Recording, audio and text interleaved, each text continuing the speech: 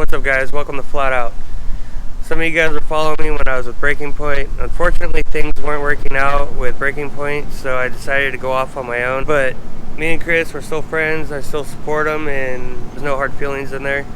I'll be going in once in a while to help him out on his build, on his RX-8. He might pop in once in a while on here. Pretty much what Flat Out is going to be about me, my RX-8, and a couple of my other buddies that'll be popping in. So you guys will be seeing a little bit of, what else I do besides just the RX-8 stuff. Some of you guys may know where we're at. We're at Xerix, are trying to finish up the cage on the RX-8. But for those of you guys that are just new and just started following me, I'll be going over the RX-8 detail of what's been going on and what we're doing and what the plans are for the car. Alright guys, before we get into where the car's at now, I want to tell you guys a little bit of a history of this car.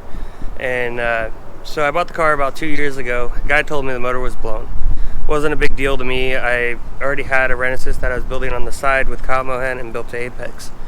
And it was a half-bridge Renesis with lightened rotors, balanced station assembly, and pretty much everything that we could possibly do to make a Renesis reliable and be able to handle more high RPMs and try to make more power. I got the car home, I changed out the coil packs, and the coil packs were the issue with the car the whole time. And so after that, I just did some cooling mods and transferred my suspension from the old car. I had some coilovers and sway bars and links and stuff like that for the rear end that I wanted to switch over. So I swapped all those over, and I ended up tracking the car quite a few times after that. I went out to Willow Springs, I went over to Adams, and the car was fun. I mean, I had a blast with it, but it just wasn't enough. It was kind of, getting boring to drive.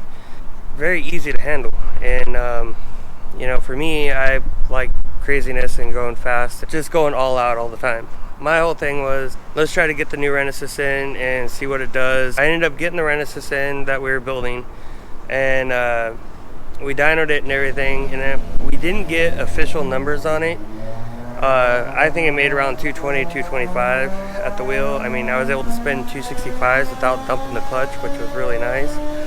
But I don't know if it was really either the porting or the tuning aspect of the whole build. I had a real major dip in power around like 6,000 RPMs, which if you're in a low gear, like second gear, and you're coming around a hairpin and you try to tip in the throttle, it would really kick out the back end. And I really didn't like it at the time, and me and Kyle and a couple other guys got it to talking, and we decided that the best route was to pull that out and go with an RAW. So now I've been working on this project for probably about 8-9 months now, and now the car has kind of gotten out of control. It's way more than what I expected, and thanks to my people that have been helping me, Kyle Mohan, Built to Apex, DNA Garage, and Xerix Fabrication. We've really gotten the car light, and it's really a step up than where I've normally done builds at. Kind of out of my comfort zone, but I'm still hands-on and I'm going in for it, and I'm going to see this project out. Without boring you guys too much longer, I'm going to take you guys in and show you guys where we're at right now.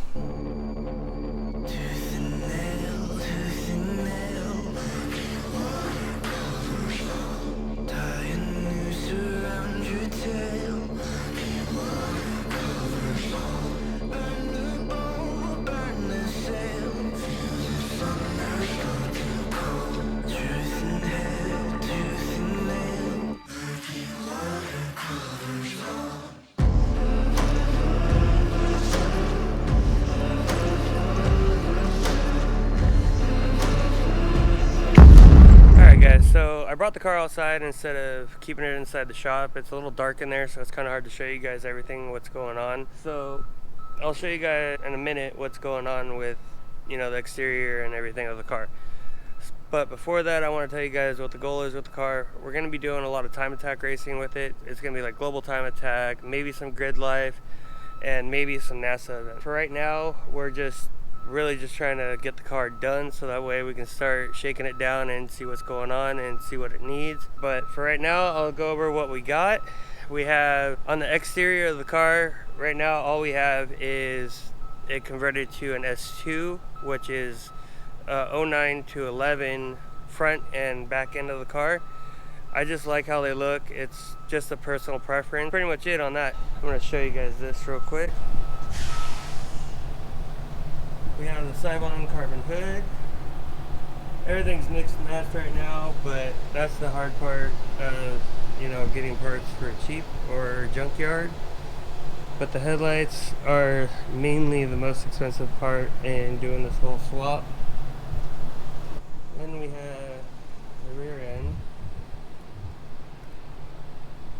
That's pretty much just the basics of the outside. I mean, we're gonna get into some aero and stuff like that. So I'm gonna show you guys the engine bay right now. There's not much going on in there, but it's just a lot of the fabric that we've been doing. It's pretty plain and simple, and that's kind of the way we want to keep it. It's just as simple as possible, easy to work on, easy to get to things, you know, when we need to. So right now we have our V-mount intercooler set up. It's a Treadstone core with some custom intakes made for it. We have a BorgWarner 8374 for the turbo. We have gate 45 wastegates controlling the boost, a custom turbo manifold made by Zarek Fabrication, and then the downpipe and everything that, you know, that was part of the whole thing. And then we have tubes coming out of the firewall to mount from the strut towers to the cage, and just to kind of give the chassis a little bit more rigidity. We also have built to Apex electronic water pump adapter right now. It's just a 3D printed one. We're waiting to get our CNC version with the alternator bracket on top, so that way we keep the alternator on top instead of the side like on some FDRX7s, because I mean, we really do not have room on that side to put an alternator right there. Other than that, we don't have much going on, you know, engine bay wise. I'll show you guys that right now.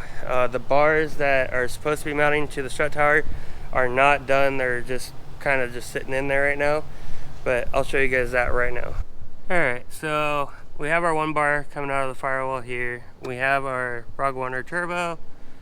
Then this is our 3D printed block from Built to Apex. We have our Greddy elbow, another bar coming out, and that's the other, right there is the plate we're going to be using to brace it all. And then our Treadstone core right here for our intercooler. Alright, right now I'm going to show you guys the roll cage that we've been working on. All custom. We got our door bars right here, which come out, which is kind of nice, gives me more room to get in. Our main hoop right here. And if you come back here and look at all of it, you know, we got our two uprights, then our support, which we went from 1.5 inch, 095. Then we went down to 1.25 inch 095 because it's not a teched part, it's just a support. So it's not part of the main cage. Alright, so over here you can see our seat and our steering wheel is mounted up on the roll cage. And we do have a Willwood pedal setup that we're going to be mounting up over here along with the FC RX-7 gas pedal. That's why we don't have a brake booster or clutch master in the engine bay. Just kind of cleans it up, makes it look better, and we're just trying something different, you know, with the manual brakes. Personally, the cars I've raced in the past never had any type of assistance. It's always been like manual brakes, you know, no traction control, no ABS, none of that stuff. And that's kind of what I want to keep to with this car. Just makes it a lot easier to deal with. We had some problem with the ABS before when it was in the car. I guess they call it like an ice mode, where the brake pedal locks itself and it just doesn't allow you to slow down at all. So we've had an issue with that on 2 of the tracks, and I mean, one time I actually stuffed it into a hay bale because, you know, I just couldn't get the car slowed down enough. It wasn't a big deal, it was just a little, you know, little hit, scratched up and cracked the bumper. It wasn't a big deal. Alright guys, so now I'm going to show you guys what's going on in the back. I got rid of the stock gas tank because so many issues with the stock RX-8 tank. A lot with fuel starvation and all the crap you have to do in order to make the stock tank work properly. It just wasn't worth it. You know, I just went with a fuel cell, called it a day, don't have to worry about it. It's got a surge tank in it.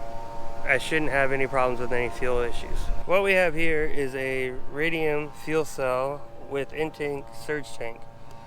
And then we have a ID fuel filter that's good for 5 microns at 85%, which is pretty good. I mean, it's a lot better than some of these other filters that are out there.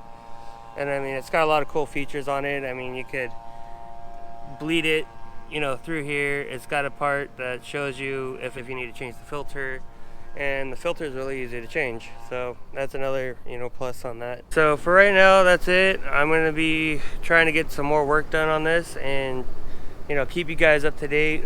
Hopefully within, you know, the next 2 weeks I'll have another video coming out. I'm really looking forward to getting into doing more things with this and actually getting out on track and really ripping it and having fun.